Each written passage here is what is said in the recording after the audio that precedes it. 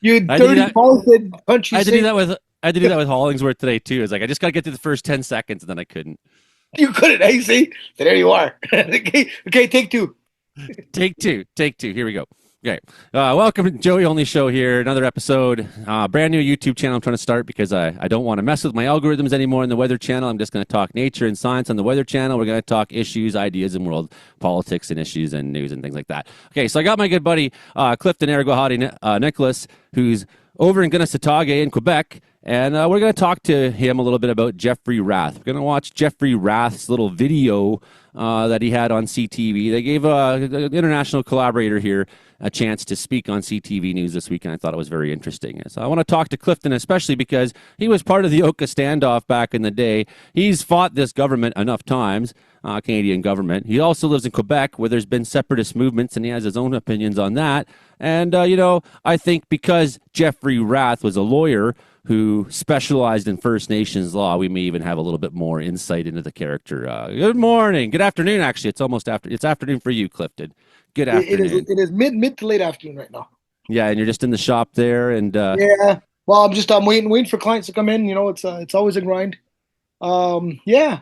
I think it's kind of ridiculous what I'm hearing right now coming out of Alberta, really. Um, Especially in Alberta, this guy's supposed to be a legal mind, and he should know that treaty law and contract law cannot be breached by a party that wasn't a part of the contract to begin with. So the Crown made treaties with the people in Alberta, the nations in Alberta, and those treaties never ceded their land. It's under treaty, it's under protection. There's no way you can cede from that. It's the same thing here in Quebec. Well, even moreover in Quebec there are no treaties. It's completely unceded land. So it's even more of a right for the Mohawk Nation and the Indigenous people in Quebec to assert themselves because we didn't sign a treaty. There's only one treaty in Quebec, and that would be Northern James Bay, Northern Cree Treaty for Hydro-Quebec. And that's the only treaty in Quebec. That in itself causes its own set of issues. But what I'm seeing in Alberta is the fact that they don't want to consider the fact that there's a treaty that designates designates the province of Ontario as the province of Alberta as it stands. It's created through treaty, and through that treaty process, you can't separate from that without Indigenous consent. Plain and simple. well, here's Jeffrey Rath, and he's like from the Alberta Prosperity Party, this separatist, who I was surprised to learn that he specialized in First Nations law. He had a legal victory with the Mikisew Cree Nation case at the Supreme Court of Canada with the unanimous 9-0 ruling. He represented First Nations, including Thunderchild and Sturgeon Lake Cree Nations, in their complex litigation regarding treaty rights. So obviously he knows something about treaty rights. His legal career, he's faced scrutiny over billing and conduct, though. In 2023, an Alberta court declared a $28.5 million contingency fee agreement with Sturgeon Lake Cree Nation unenforceable due to procedural issues. So he screwed the case up. Now, he's also the co-founder of the Prosperity Project. I said party, Alberta Prosperity Project, and serves as general counsel for Stay Free Alberta, both groups advocating for Alberta's independence. He has gained international attention, appearing on Fox and Friends to discuss Alberta becoming a 51st state or a U.S. territory. He claims to have met with U.S. State Department officials to discuss a potential $500 billion line of credit for an independent Alberta. And of course, you can imagine during COVID-19, he pivoted towards challenging public health mandates. In July 2025, reprimanded and fined $10,000 for failing to cooperate with a former client, which was Thunderbird First Nation, and misrepresenting himself as their counsel after being fired. Wow. October 25, received a second reprimand for taking legal actions deemed clearly without merit. And now he's threatening government officials, Trudeau and all them, with war crimes and murder charges. So that's just a little bit about who this character Rath is. I thought I'd at least fill you in a little bit. Any reaction before we watch his interview? So it's basically a thieving exploiter of the system to make money off of Indigenous people. That's what I see from what you described. There's not very much that I find appealing about this character. I mean, if he's done that to his clients, I mean, imagine what kind of character he is, right? And on top of that, this whole idea of Indigenous law, to me, it's always been a kind of a joke because whose law is being applied? It's not the nation's laws of the Indigenous nations. It's Canadian law, dressed up with a couple of powwow feathers. So that to me doesn't mean anything. He just practices Canadian law, right? Practices Canadian law and how it can be used to undermine the Indigenous clients that he has. So that's pretty evident in what he's done through his actions, right? It's not even anything I can say to take that away. He's not for Indigenous people, and that's the problem. Is that we have so many lawyers running around trying to run the Indigenous governance, right from the AFN on down. And there's characters like this man who really don't care about the Indigenous people they represent. All they care about is the money they can get from it. So yeah, I have a very little regard for people like him. We have a province here in Quebec full of ignorant people too that think that oh, we're here, we can separate without any consideration of the Indigenous population or what we intend to do or what we want. Period. It's always been that same way. I remember before 1990, you had the Meech Lake Accords, and there was what's his name there, not Stephen Harper, Elijah Harper with his feather, right? Oh, right. Stopping the Meech Lake Accord in its tracks in the Manitoba legislature. That was one person, but then you had I think it was Tobin in Newfoundland, was the premier of Newfoundland, I believe. He was the bigger obstacle to it. But who took the blame for that? Was that single eagle feather in Manitoba legislature. Took the heat from all that stuff, and it undermined the Meech Lake Accords. And after that, basically the Oka crisis happened. And a lot of us feel that it was a punishment for what happened in Meech Lake. Well, when the referendum happened, then there was the statement after the fact was like, well, it's because of the minority populations we lost the referendum in Quebec. So like we've seen that dynamic play out racially, and then the response, of course, was reactionary. Quite like wow, that's awful. They said the quiet part out loud. So my reaction just to seeing, we're going to look at Jeffrey Rath here in about 30 seconds. My reaction just the first time I seen this guy was like, this guy is a freedom fighter. I wanted to actually just get you on the record. Oh, sure. So we can the clarify. Financial Times piece, I'll say for the record, it was fake news. I'm very careful with anybody to say that we haven't been offered any money by the United States. We're not seeking money from the United States. We're conducting a feasibility study on the availability of a sufficient credit facility to get Alberta over the hump in the hypothetical eventuality that Ottawa is going to play hardball and try to cut off our money once Alberta declares itself independent from Canada. So, that FT article, starts out covert meetings between U.S. officials and fringe separatists. It was ridiculous. It was just a hit piece, by the globalist media. I'm really disappointed in the FT, actually. I used to read it when I was going to law school in London, and the paper's really gone downhill if that's the kind of trash they're publishing. So what I had noticed when I read it was that I had read other reporting previously that you had made trips to the United States. So there's no doubt. There's no doubt we're making trips to the United States. Can you just explain what you are doing? We've held press conferences to tell people that we're going to the United States. We're exchanging information with senior officials in the U.S. State Department over the aspirations of Alberta for Albertans for independence, and talking to them about the types of things that would help Alberta move forward as a free and independent country. And it's already paying dividends. I mean, we had Secretary of the Treasury Scott Bessent, the second most powerful man in the world, repeating what we told the State Department officials back in December, that aspirationally Alberta would love to have a pipeline through the U.S. Pacific Northwest to the West Coast, because we're sick and tired of David Eby threatening us with a veto and saying we're only getting a pipeline over his dead body and all of the foolishness that comes out of his mouth. And of course, the reaction to that from David Eby, when he saw that his power was being taken away and that he no longer had he was no longer going to have power to constrain oil and gas development in Alberta on behalf of his communist masters in China, right, was to jump up and down and have a hysterical little hissy fit and say that we're engaged in treason. But he is engaged in treason. He's taking money from a foreign government. Yeah, he's engaged in treason. Dictionary definition, perhaps not Canadian legal definition. But let's look at him. Look at that pig. I mean, this guy doesn't give a shit about anything. People like him make me sick. They really do. It's like, whenever you come up with a point, how they deflect is, it's fake news right away. It's always fake news. When it's them, it's fake news. When it's everybody else, it's actual fact. Communist Canada. And of course, we know why EB's pushing back on the pipeline. It's because the First Nations in northern BC will lose their absolute minds and will have a complete meltdown of British Columbia society. But even within British And it's a Columbia, threat to people are environment. pushing that narrative as if it's an actual option to run the pipeline out to the North Coast, and it's not. It's And not see, going to see, see, happen. see what tools like him don't understand is that Indigenous people have a say that supersedes his as a settler colonialist. Period. And again, I'm going to go back to the treaty process. There are treaties in place for a reason, and those treaties are made between the Indigenous people who are represented in those areas and the Crown, not with him, not with the province. The same thing happens in Quebec. They want to do separation and tell them straight up, it's not going to happen without Indigenous consent.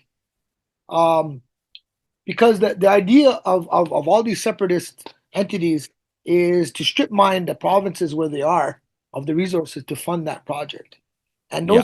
those resources, 100% of them are on our land, and they're just continuing the same colonial conquest mentality, and that's exactly what you see in those dead eyes of his. There's nothing different than the Indian killers that he came from. He's an international provocateur. Yeah, that's what it is, right? Who's got a cold sore right now? Let's continue on here. And that real Albertans don't support independence. I mean, it was the most ridiculous display of on behalf of a premier that I've ever seen. He should be embarrassed, really. If we take David Eby out of the equation Sure. for a second, can you understand how, on the face of it, Canadians would view some Canadians outside of the ones that support your cause, who are not necessarily unempathetic to the frustrations expressed by people in this province, but who would view the idea of, people here meeting with a government that has, spoken the way it has about this country as a whole as problematic and seeking money to make this happen. I understand that there's a lot of Ontarians and people in Quebec that suffer deeply from Trump derangement syndrome, but we're not doing anything untoward. It's absolutely, from our perspective, we're just conducting due diligence on behalf of our fellow Albertans. We're serious professionals. I mean, I've argued cases at the Supreme Court of Canada, for goodness sake. I mean, we take what we're doing very seriously, and obviously the attitude of the United States towards Alberta independence, which incidentally is overwhelmingly enthusiastic, is something that informs our movement going forward. If the United States said, "Oh God, we can't tolerate that," flies in the face of the communist New World Order, we'll slap a 300% tariff on Albertans if they leave because we want you to remain resource slaves of the communist government in Ottawa, it would be a totally different conversation. But that just bitching, whining, grievance. They're just stupid though, because he's stupid. His followers are even dumber because he's easy to confuse them with the isms. Communism, socialism. He mixes that shit up, doesn't even know what it means. Like Communist Canada, really. That's it. That's a new one. It's just objectively not true. But these people out west, they're saying this shit. Well, they're saying it because they're screaming to a demographic of people who were following QAnon. All right? They're screaming to a demographic that had a problem putting a mask on to save grandma. That's what the demographic they're screaming at. They're screaming at a demographic who they've had their way for so long, and now they don't have their way anymore. And that there's actually brown people asserting themselves in the country, and they don't like that. So there's real Albertans and fake Albertans, right? There's real Canadians and fake Canadians. I'm not a Canadian, so I don't give a shit either way. But these people are the people that will put people on trains. But when this was going on in Quebec, we weren't fearing for our lives an invasion from the Americans. No. Right? And I think that's a big thing. Like this Jeffrey Rath, like what he's doing right now puts every one of us in this country at risk. Definitely. They're doing the same thing in Quebec too, right? There's a lot of American lobbies, the U.S. lobbies in Quebec pushing that same agenda. Because what they're trying to do is to undermine the whole of Canada so that they can strip mine it of its resources. And they have people like Jeffrey Rath and other idiots. I just saw Parti Québécois, they were talking about their history. And he had the tenacity, the leader of the Parti Québécois, to say that we don't have a history of violence and colonialism. I mean, like, you must have been smoking something pretty good in Quebec City to come up with that idea. Yeah, absolutely. They're whacked. And it's scary. It is scary because right now you have the Nazi in charge in the United States, the pedophile in chief. He's more than willing to do that to keep the attraction off of him, right? He'll cause a war here, and there's your fifth column. Well, like my other family, like my Dutch side comes from Holland, and during the Second World War, we watched this kind of politics happen in Holland, where we had these people who were like on the German side, and we should join them, and they're called the NSBers. That's what they were, the NSBers in Holland. They were the NSBers. So they're like trying to sell, and basically they're the ones that welcomed the Germans in when the invasion happened, and then were the ones that got their heads shaved in the end. Exactly. Or shot. And it was brutal in Holland. I know my granduncle fought in the Scheldt. He fought in the Scheldt, and then he fought in Normandy. So, they went through hell with these people. And if anybody would know about it, it would be these elders that fought those wars. Yeah, like a lot of people lose sight of the fact that, Nazi Germany had its inspiration in North America with both what the United States did with the industrial schools and also the Canadian apartheid laws of the Indian Act and the reservation systems in both Canada and the U.S. were inspirational to Hitler. So this is nothing new in this part of the world to have this kind of a fascist sentiment. Unfortunately, that's what built this country. Well, I was just showing Warren Kinsella's book from 1994 to somebody yesterday. It's all about the history of white nationalism in Canada. And of course, Alberta being a hot spot, this is really a continuation of a movement that's been going on for a long time in southern Alberta, quietly. Let's listen to this liar a little longer here. That's not the case. We're gratified that it's the case. And quite frankly, the Trump administration shows Albertans far more respect than is shown to Albertans by the government in Ottawa. Do you think three of us could get a meeting with Tim Hodgson to talk about the need for a pipeline to the Pacific Northwest so that David Eby can't continue to hold us hostage? Of course not, because they want us to be held hostage. So I understand that there are Canadians that are upset, especially in Ontario, that when Alberta leaves, that Ontarians for the first time in their lives are going to have to pay their own bills and pay the bills of the Maritimes that we've been paying for years. I understand that's upsetting to people, but they need to understand that Albertans are done, we're leaving, and there's no more conversation to be had. I know that's upsetting to people. Do you believe, though, that the motivations of the people you're meeting with or in the Trump administration are altruistic? Like, do you think they want what's good for you and people who support your cause, or do you think that they're trying to leverage this to get the upper hand against the country of Canada as a whole? I've studied foreign policy at the university level. I have an honors degree in political science, and I have an honors degree in law from the London School of Economics. Don't you think that Communist Ottawa is leveraging Communist China against Alberta? I mean, come on. I mean, we live in the world of realpolitik. You don't mind being a pawn in that fight? We're not a pawn. I mean, we're talking to them about our aspirations, and we have our goals and objectives. So, we're not a pawn. We're actually more like a rook or a queen on a chessboard, moving forward in the direction that we want to move freely on the board.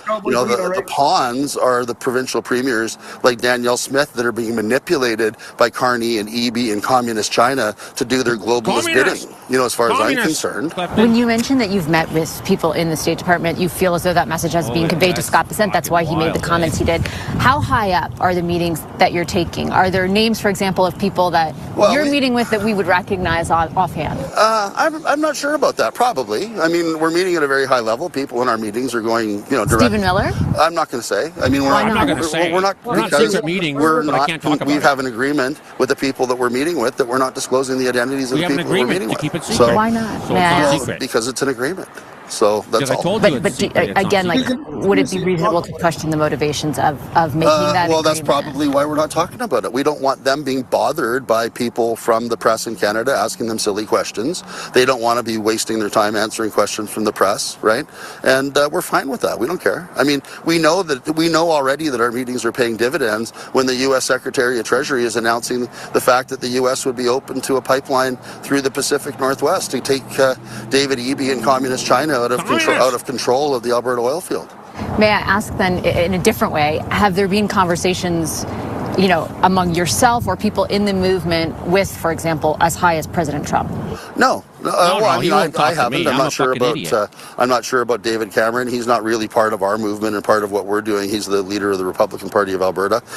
He claims to have been to Mar-a-Lago and whatever. We don't need to meet with President Trump. We're really technicians when it comes right down to it, right? At the end of the day, our next delegation to Washington, we're going to have bankers, economists, corporate lawyers, etc., to help with this feasibility study that we're conducting, right? And we're going to be putting together, what a potential deal memo could look like and put together a complete dossier so that we can just hand it over to whoever the government of Alberta is in power and say, hey, if Ottawa is giving you a hard time, here's an easy way out. There's a large credit facility that's available through Goldman Sachs or JP Morgan or whoever in the event that Ottawa tries to cut off your money. On the question of feasibility and the situation that you just lay out, what does it say that if you are preparing for Ottawa, as you characterize it, to play hardball, that you would then lean on credit or whatever it ends up being from the United States? Like, to the people who support your movement, are you not kind of moving from one master to another? The entire world runs on credit. How much does Canada rely on the United States? If Secretary of Treasury Look how red his face is getting here. I know, he's getting pissed, huh? Oh yeah, he's furious. He's a welfare queen. Look at him. He's a piece of shit, man. He can't believe a woman is asking him questions. Yeah, he's getting pissed. Getting ready. Blood pressure's going up. He's like, know your place in Manly, Alberta. Exactly. How dare you question my authority? Can't you see the cowboy hat? Really? Like, what could you imagine thinking that this guy is like on your side? Like, this is your leadership. You know what's getting me? You've watched Star Wars, you've watched all the movies where like the rebel leaders are like good people. Yeah, you know what's funny? They haven't mentioned Indigenous people once yet. No, and that's what I thought was funny too. Is I had to look up, I had to research the guy to find out that he's not telling his. But Vasi Kepalos isn't even bringing it up. No, she might not even know, right? Yeah, but she's still living in Alberta, right? Still in United over there. You have to like look through this guy's case history to find out that he worked 20 years in First Nations law. Yeah, he won't tell that to his followers who he won't admit to them that actually I already know because of the law we can't fucking do this. You know, I wish he would bring up treaty right now. It'd be nice to see what his face looks like. Oh, it would just explode, eh? Oh fuck, it'd be beautiful. Well, he's going to come close to it here. No, just so what? If Secretary Besant wanted to end Canada tomorrow, it would take one memo to all of the bond rating agencies, Moody's, Standard and Fitch, and Poor's, to say that Canada is a poor risk because of all the various things that the United States is going to do with Canadian credit, and Canada would be over. So Canada is being supported by the United States. So just stop with this silliness and trying to create this conflation somehow or other between the Alberta independence movement and being beholden to the United States. I know it's a fear-mongering talking point of the mainstream media with regard to Alberta independence, but we're not buying into it. It's ridiculous. Well, let me respectfully, if you don't mind, challenge you and just ask, look at what happened based on the scenario you just have outlined because of our dependence on the United States. Look at what they're able to exact right now. What you are telling your supporters, with great respect, is that you will be independent. You will be free of the suppression. Right? Nobody's independent in the modern world. But do you think that we would be running to communist China the way that Mark Carney is? Mark Carney's making Canada dependent on communist China. And to quote a good friend of mine, David Redmond, who's one of the best North American defense analysts going, David Redmond stated clearly on a policy panel, just 2 weeks ago, Communist China is not a trading partner. They are an enemy. So you want to talk about treasonous, swearing allegiance to Communist China in Beijing while invoking the New World Order, and then coming back to Canada, threatening war with the United States of America under Article 5 of the NATO Treaty, certainly smacks as being a lot more treasonous than anything that we're doing. And I have to say, I have interviewed at least 5 ministers from the government in the last 2 weeks since that China trip and pressed them very hard on exactly what you're laying out. Is this really the kind of partnership that we want to align ourselves with? I understand the point you're making. My point is you have convinced people, and lots of them who have stopped me here, that what awaits a separate and free and independent Alberta is true independence. No, there's no such thing as true independence. Do you think your supporters understand that? Stop interrupting for a second. I'm just asking. 90% of our trade is north and south with the United States of America.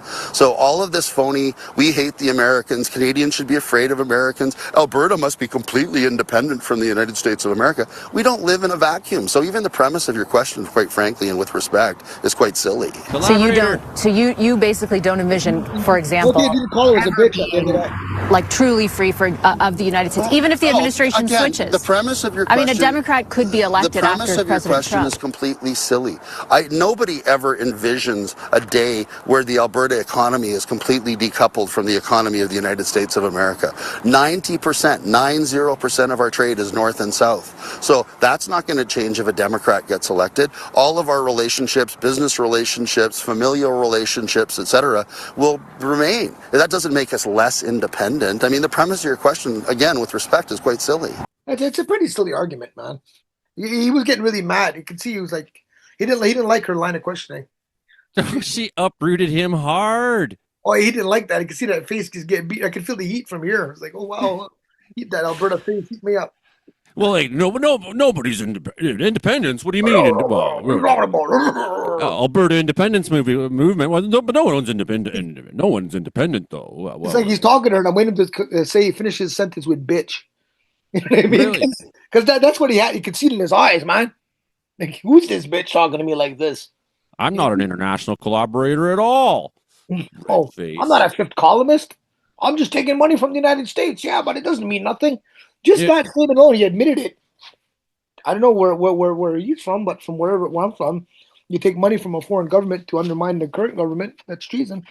It wasn't a secret meeting, though, Clifton. It's just that we can't talk about it because we agreed that it's secret. But because we told you that we had a secret meeting, it's not a secret meeting, is it? Nah, it's fucking ridiculous. Yeah, it is. It's completely ridiculous. Well, thanks. I wanted to go through this one with you, and I thought you'd have some of the best. I tried my best. I'm not the most astute collaborator on that to talk about it, but I do know what I know and what I see. No, I think you nailed it good because he's made a lot of he's made all his privilege off of doing case law for First Nations law. And he's made himself a good living. He's a pork chopper. He's a good victim. Look at us. We're victims. We're such victims, Alberta. We've suffered so much. Look at the indignation that Alberta's had to suffer. Wow, you think they're First Nations. Yeah, he's the victim. He's the victim. After all that case he's been through and all those stories he's heard and all those, he's the victim. And also, don't look because he knows that Alberta can't separate because of First Nations law. He knows it too. He knows it, but you know what it is? It's a way to generate funds. It's a way for him to make money right now. Because I'm sure he's got his little collection basket going around getting money. I mean, I feel bad for people out west to have to deal with Daniel Smith and him. And people are so fooled. Like they think that this guy's the rebel that's gonna, Oh, you know what it is, right? It's the history of settlerism, right? The history of dispossession. And that's bred right into the people's DNA. And the education system doesn't help. It doesn't educate the people in that province as to what they are and where they're from and what they're about and what the treaties mean. That has to be pounded into people.